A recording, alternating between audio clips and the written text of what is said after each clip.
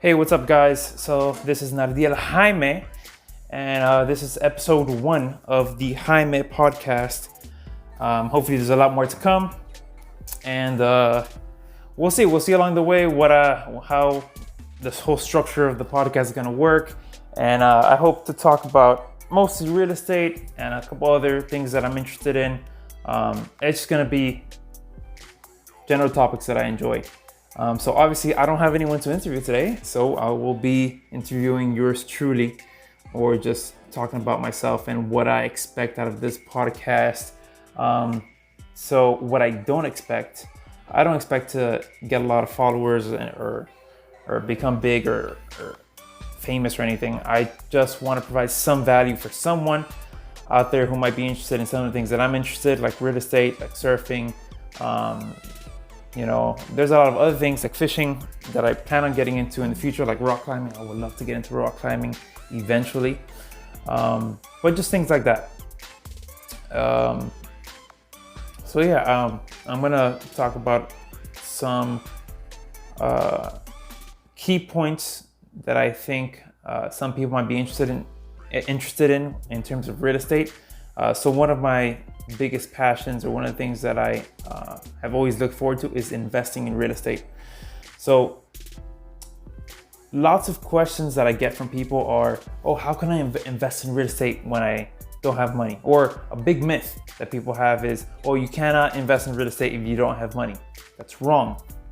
There's actually a lot of ways to invest in real estate with no money down at all. Whether you take the route of a syndicate. A syndicate is like a person who finds the seller or finds the deal, and then they structure their whole business around that deal. They find partners who are willing to come on the deal with them and have the money. So you could have no capital, but you found the deal. You know what you're gonna do with the deal. Let's say the deal has a lot of equity, and you go out to some partners. You're like, hey, look, I found this great deal. We're gonna make some money on it. We're gonna hold it for 2 or 3 years. Give me the money. I'll be 5% partner, 10%. It's your deal. You do whatever you want. You can structure it however you like to structure it. And you're investing in real estate because you're a part owner, or you're gonna make a percentage off the deal at the end of it. There's also real estate wholesaling, which is what I do. I work for a real estate wholesale company. I'm a sales manager there. And that's a type of way of being in the real estate genre and making some money. It's not so much real estate investing, it's more like flipping. You're flipping paper, you're flipping contracts. So you get a contract on a property for under market value, you flip it to a buyer who's willing to pay a markup, $10,000, $20,000, $30,000 over what you got it for, and you keep the difference. I wrote down here some common myths that people often have or associate with real estate. So one is you need a lot of money to invest. So I kind of already addressed this in the beginning of this video. You don't really need that much money to invest. If you have some money, let's say you have $10,000, $20,000, you can give that as a down payment for a property and invest. With an FHA loan is a standard loan most people get. You only need to put about 3.5% down to 5% down. That's, if you have 10K, that means you can give a down payment for, maybe like a $3,000 house. a $300,000 house. Now with that, you turn $10,000 into $300,000. Granted, you have to pay it back, but you have an asset, and that asset you can use to generate more money. For example, you use that $10,000 to get approved for a loan, and use that loan to get a duplex or a triplex. You rent out the other units. Now you're making cash flow, maybe even to a point where the property's paying for itself. Your initial investment was only $10,000, and you're making cash flow on that property, which is my goal eventually. I've been saving up some money. Eventually, I'll be able to buy a home where I will both live in and have rented out maybe a portion, or maybe it already comes with an efficiency, or it's a duplex or triplex, and I can rent it out and basically pays for itself. That'd be the ideal scenario for a lot of investors or people who plan to invest with low money down in the beginning without having to get a home as a partner or get involved in a really big deal. So here's another misconception. misconception is you need a real estate license to be in real estate. So this is a really big myth, especially for wholesalers. There's a lot of wholesalers that I know that don't have a real estate license at all. I mean, you really don't need it. Maybe to show the property, you might need, there's some legal issues there with showing a property without a license. I have a license, but I honestly don't use it quite as much. But yeah, you don't need a real estate license to be involved in many transactions, even investing. You can buy and sell real estate without having a license. Whether you do a conventional listing, you buy a conventional listing, you are gonna have to pay out some type of realtor, a 3% commission or whatever commission they're asking. But there's also unconventional ways of buying property, like owner financing, or you go directly to the seller and you tell them, hey, I'll give you cash for the property, no realtors involved. Like I said, there's lots of ways to structure a real estate deal. It's your deal, you do it how you wanna do it. Another one is real estate is risky. It's a risky investment to get into. All right, sorry about that. I had to pause the video for a sec. Yep. There you go. Sorry about that. I had to pause the video for a sec. So we were talking about real estate being risky. So a lot of people have the misconception that real estate is a risky business to get into. And it is and it isn't. So if you're in a really hot market, prices are going up, there's a lot of opportunity, everybody's getting into the game. Let's say you invest in a property that's worth, let's say it's a 3-2 that's worth $300,000, okay? You get a 3-2 worth $300,000 and you plan on flipping it for profit, whatever the case is. Maybe you're gonna fix it up and flip it, you're gonna flip a contract. And out of nowhere, the market crashes. Now, when the market crashes, the prices will go down. Let's say what you bought for $300,000 is now worth $240,000. You lost a lot of equity that was built up into that house, and you're losing. So the thing with real estate is the only way you lose is if you sell. I mean, that's really the only way. Or the only way you lose is if you sell, or if you're leveraged, you're really over leveraged, and you can't make your payments, your loan payments or whatever. If you get a hard money loan, you can't make your loan payments at all because price is down, you can't rent it out. But one of the biggest way that people say it's risky, you're gonna lose it all, is when they're over leveraged and the market crashes. And then when the market crashes, they don't have any way to flip that property and they lose. Let's say that it was worth 300, the market crashes, now it's worth 240. They sell it to try to get some of the money back, and they end up losing $60,000. Now, you don't have to lose. This is something that people don't understand. I mean, you don't have to sell. When the market crashes, if you are not over leveraged, you can just hold on. If you look at I believe it's on Freddie Mac's website. On Freddie Mac's website, it has a graph of the median sale prices of homes since the late 1800s till present day, and you'll notice that it's always on an upward trend. So let's say in the early 1900s, a regular 3-2 home was worth $10,000-$15,000. That was the median price of a home in 1910. Then we jump to the 1950s. The median price of a home was $60,000. Or no, I think it was probably a little less, maybe like $40,000. Then in the 70s or 80s, median price homes went up to like $70,000 to $80,000 or $90,000. That was a regular home price back then. And then you jump to today. Sorry, that's my dog scratching at the door. And then you jump to today, where that same property that's a 3-2 that in the 70s was worth $90,000 is now probably worth $200,000. So the real estate market, at least in the US, I can't speak for any other country, but at least in the US, it's always in an upward trend. Yes, there are small dips in the trends, like in the Great Recession, or in the 80s when there was a small dip, in the 2000s, and 2008, when there was a recession. There's small dips that last anywhere from 2 to 8 or 9 years. But if you have a property, you made a smart investment, you bought a property, let's say you rented the property and it's paying off the loan that you have on it, and there's a dip, just hold on. I mean, why do you have to sell in a dip? That's panic selling. That's just dumb. That's not being a smart investor. Now, if you're over leveraged, that's a different story. I mean, that I'm not talking to flippers here. You know, there's some flippers that they get on a short-term loan for 6 to 10 months, and they need to flip it. And the market crashes, then you're screwed. There's nothing much I can say there. But in terms of long-term rentals, which is my strategy, or what I want to be my strategy once I purchase my first property, it's in the long game, the long term.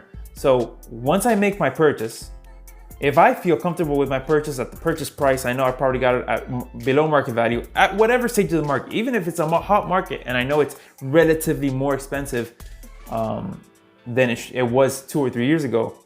If I got it for a decent price at that market, and I know it has opportunity to appreciate in the future, I shouldn't worry at all.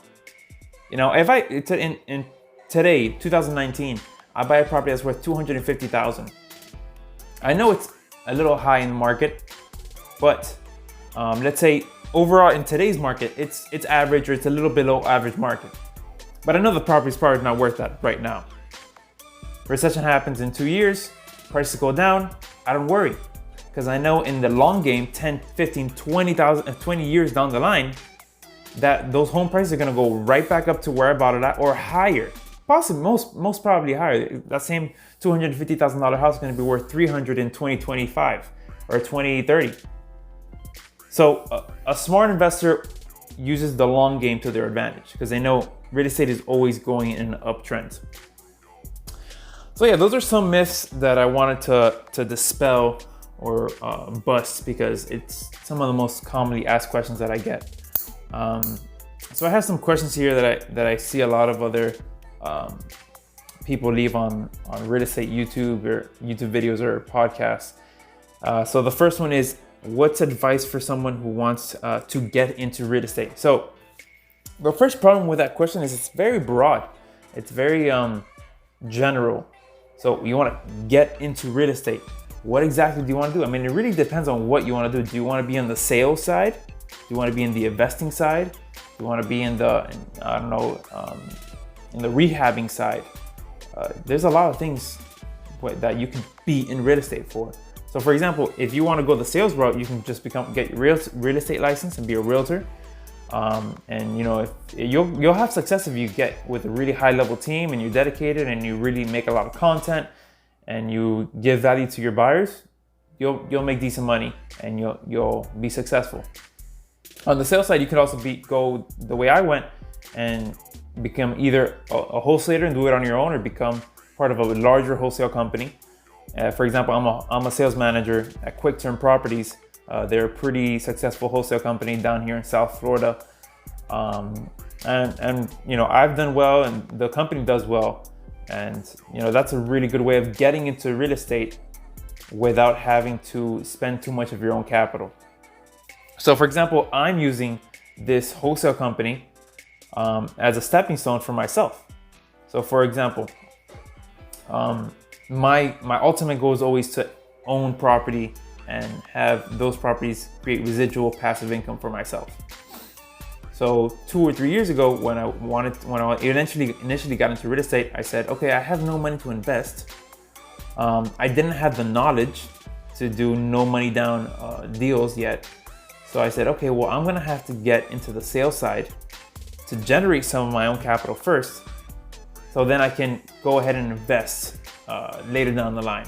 And that's exactly what I did. I became a realtor for a couple of years, did the whole realtor route. I didn't really like it too much. I didn't like selling to retail investors. But then I found this wholesale company and we sell to, I sold to retail investors. I meant retail buyers, retail consumers. Now I sell to regular investors at Quick Term Properties as a sales manager. And it's great because you learn so much about real estate once you're in the game. Even if you're doing sales, you learn so much about the process of home buying, getting a loan, the closing process. And that's gonna aid me moving forward now when I start investing in my own properties. That's what I would suggest to anybody who has no money and wants to get into real estate or even wants to get into investing. Like I didn't want to do sales. I wanted to invest, but I need money. How are you going to invest with no money? Or you could invest with no money, but I didn't have the knowledge at the time to do any of those no money down deals. So yeah, I think that's pretty basic. Next question is, what are the best resources to have when starting out? So when starting out, my biggest suggestion is not to do it by yourself. When I started out, I thought I could do it by myself. I saw 2 or 3 YouTube videos and I'm like, okay, this is easy. I'm gonna become a realtor and the money's gonna start pouring in. No, that's not gonna work like that. Don't get me wrong, I dedicated a lot of time and hours by myself, working at my craft and knocking on doors, cold calling. No one else helped me. And that time really, it helped me. It helped build some character. It helped me understand how sales really works. But the best advice for starting out is get in contact with someone who's already doing what you want to do, or who's doing what you're doing right now way better than you. For example, I reached out to a couple when I was doing real estate as a realtor. I reached out to some high-level realtors. I went out to their office. I asked for advice. They helped me out. They gave me guidance. And later on, when I got into wholesaling, instead of doing wholesaling on my own, I decided to go with a wholesale company who I had already had a structured system that was working for them. And I joined their company because I thought it would be way more beneficial for me to benefit off of their system. So yeah, I think moving forward, when you start out, the best resource is to find someone who's already been doing it, who already has experience, and just leverage off of their experiences so you don't commit the same mistakes they've committed. Another question is, what's the most common reason for people failing? I think the most common reason for failing in real estate in general, or actually in real estate and in most business models, is people get into it for the wrong reasons.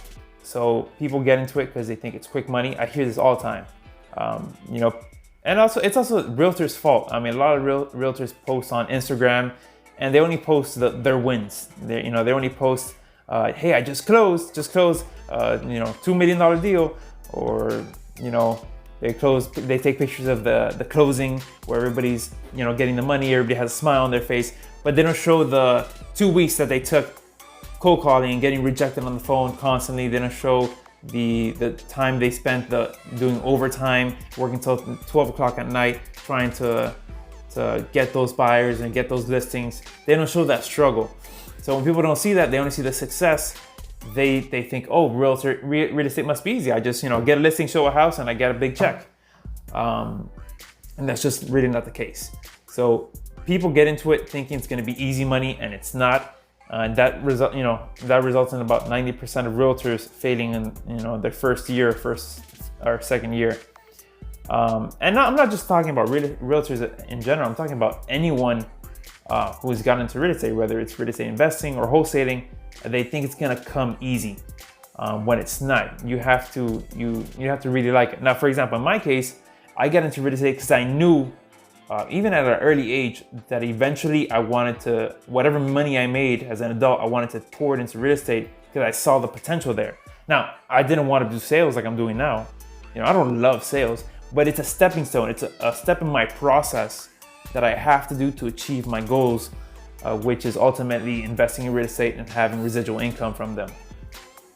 So everybody needs to keep that in mind moving forward, that whatever you're gonna get into, whether it's real estate or whether it's photography, whatever it is that you like, make sure that you like it, or you're doing it for the right reasons. Or if you don't like it and you find the need to get into it, make sure it's a stepping stone and have a plan in place. Say, hey, this thing that I don't like is gonna help me reach my goal.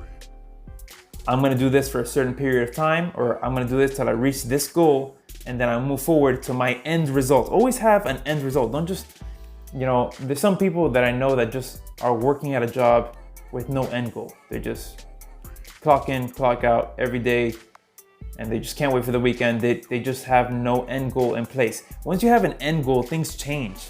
You're constantly checking, hey, how close am I to my goal? What do I have to do? What do I have to adjust? If this job's not working, how fast can I leave this job and what can I go to next that's going to bring me that much closer to my goal.